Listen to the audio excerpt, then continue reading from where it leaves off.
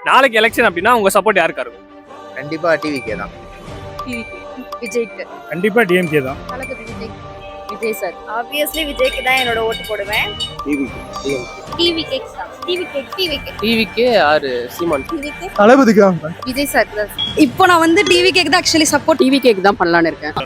நாம் தமிழர் கட்சி தான் sir. Always DMK sir. ரெட்டலைக்கு தான் போடுவோம். கண்டிப்பா விஜய் அண்ணாக்கு தான். டிவிகே.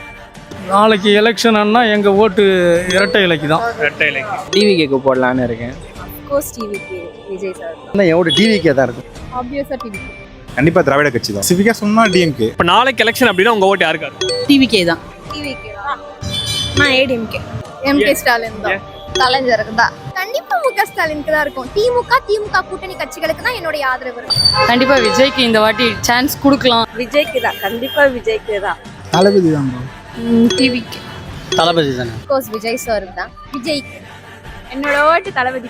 விஜய்க்கு தான். தளபதி. 2026 சட்டமன்ற தேர்தலில் நடிகரும் தாவேக தலைவருமான விஜய் அவர்கள் வென்று தமிழ்நாட்டின் முதலமைச்சராக ஆகியிருக்கிறார். 2006 விஜயகாந்த் அவர்கள் எப்படி எதிர்க்கட்சி தலைவராக நின்றாரோ அதற்கு அதிகப்படியாகவே தமிழ்நாட்டின் முதலமைச்சராக